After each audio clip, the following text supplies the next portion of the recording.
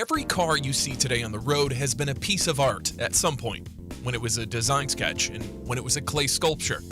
Even the blandest of the bland were some car designers' pride and joy. That is until the accountants turn them into profitable products. Meh. But sometimes, the art survives. Hey guys, I'm Stipe, and here are 7 production cars that I consider to be art on wheels. Let's do this. Number 7. When putting together a list of the most beautiful cars, the chance for an Aston Martin DB9 to be on it is like 100%, maybe even more.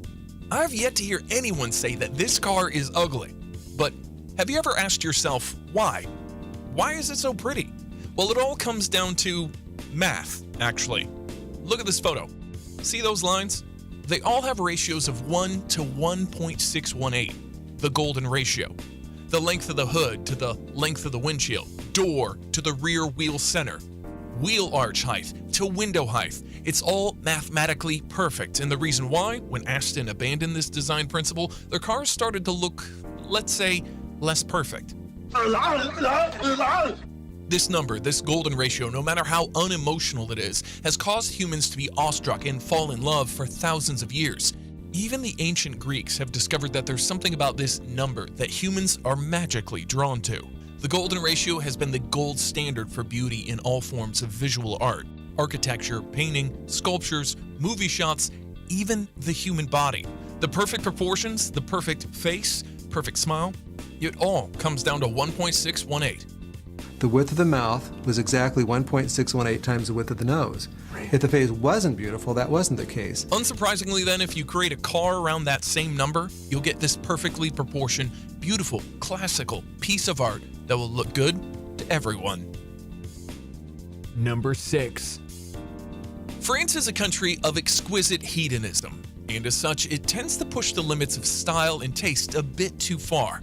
These snails are French delicacy. This cross-dressing guy was their king, and this Citroën DS5 is their idea of a compact executive car. In short, France is not for the normies. Let's start with the shape. What is it? Too low to be a classic hatchback, too short to be a wagon, too sporty to be a minivan. Compared to its rivals, it looks nothing like them. It's just French.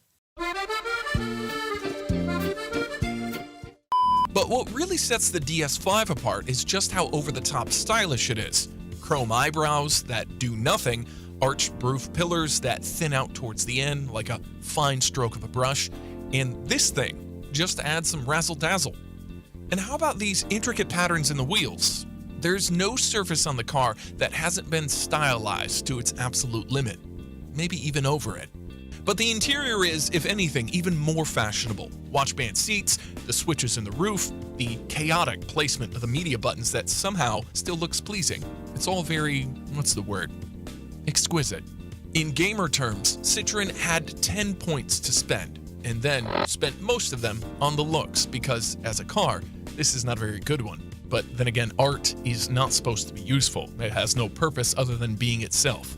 So by that logic, the DS5 is more of a, say it with me, art on wheels.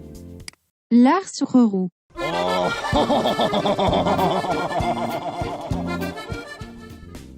Number 5. You know how some of the most famous artists were complete madmen? Picasso's view of the world was psychedelic. Gaudi thought Barcelona should be a candy town. And then there was Chris Bangle's view of the BMW. Ugly or maybe just misunderstood.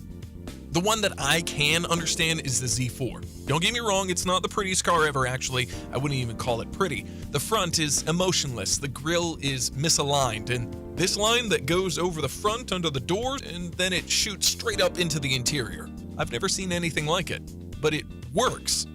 The Bangle Z4 has that magnetism which makes you want to inspect it a little closer. And then you notice all the giant slabs of metal that are just slightly twisted and bent to catch the light. Look at the front splitter, or this cut that goes through the side indicator and ends in the windshield. Contrasting those are strong contour lines, like the ones around its mouth, or the ones that connect the front and rear lights, but they dip in the middle to give the car a smaller waist. There's so much tension on them, it makes the surface look like a stretched cloth, not metal. The way I see the Bengal Z4 is more like an exercise with lines, shapes, and their interplay with the light, like something that fell out of a Bauhaus catalog. But then again, I could be misinterpreting it. That's just art for you.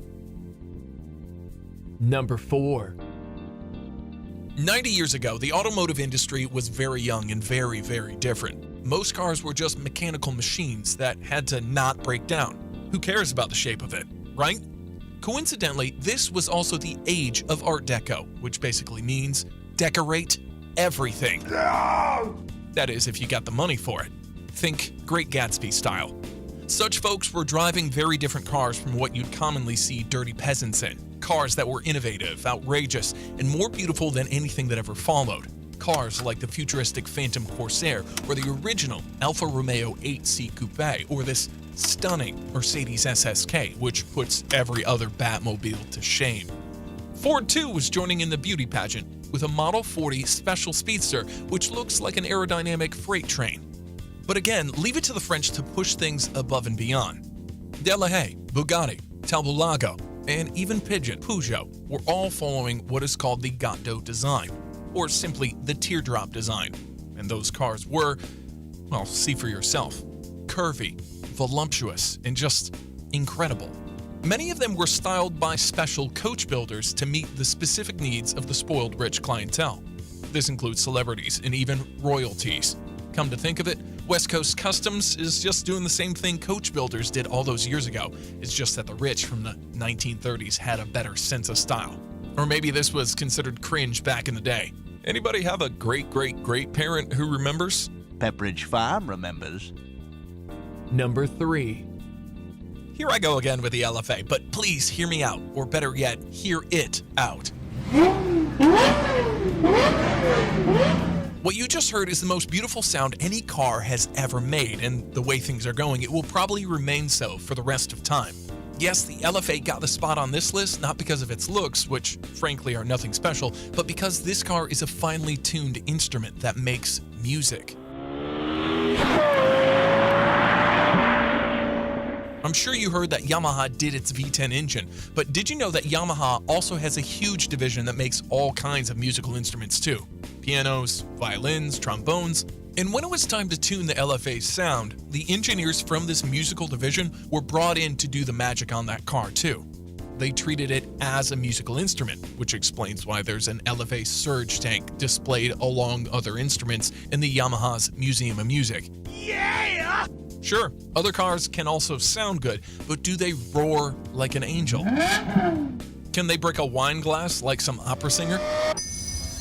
Do they fill the whole interior with a symphony every time you step on the gas pedal? No, they don't. So let's just listen to the LFA some more.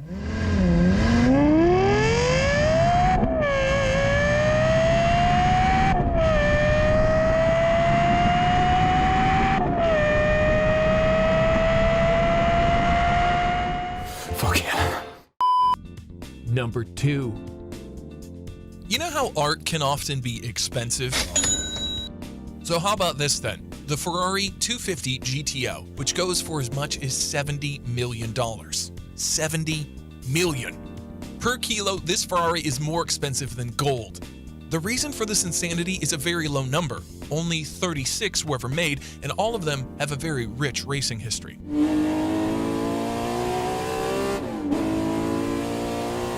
Plus, the GTO is drop-dead gorgeous. Beautiful swooping lines, the bulges, the curves. Forget about those enhanced Instagram models. This is proper sexy. It even has a perky ass. Yeah, boy.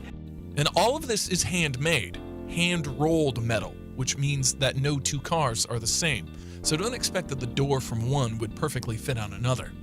Anyway, being so desirable but rare means that the GTO replica business is a lucrative one. The Chevy-powered one from the Vanilla Sky movie sold for $90,000. In this modern interpretation by Aries, which is based on the 812 Superfast, got Ferrari really mad. Stop diluting our special creation! So Ferrari went to the Italian court asking to classify the car's shape as a piece of art, which means stricter protection against reproduction. And they won. The GTO was art, just like this painting or this sculpture. First time ever in history that one car was officially classified as such. Sadly, it didn't last. EU was like, since you're not going to be producing more of them, you can't stop others from drawing a similar shape. Overruled. Official or not, the GTO is still a piece of art in my book. Number 1. Sure, it's fast and it's hyper, but the way most people describe the Huayra is art. That's even more true when you learn about the man behind it, Horacio Pagani. This man is an automotive Leonardo da Vinci. Clever, innovative, slightly mad, and absolutely obsessed with the way things look. Horacio is so proud of the Huayra's beautiful suspension arm that he has it displayed in a gallery. Like it's, I'm getting tired of repeating myself, a piece of art. And it's not just that. Every part of this car was given equal attention. The side mirror that's inspired by a woman's eye, or the way its carbon fiber weave is aligned, or the shifter linkage and the sound it makes. Some parts were nearly impossible to make, like the seats. Pagani went to the makers of the finest leather and asked, I want it to be as soft as a woman's handbag, but tough and durable enough to be used for the car seats. Impossible! Such leather does not exist! I'm not asking if it exists, I'm asking you to make it. And after a year of trying, they did. I bet that every piece of this car has such an amazing story to tell, but put them all together, and this amazement is even greater. Okay, let's skip to the Roadster because I really don't like the original one. Yeah, that's more like it. I know it's a shame to store some cars and never drive them, but for this thing, I'd put it up on a plinth, shine a light on it, and drool all day, every day. What a thing. And now, 3 other rolling sculptures. Can you guess them?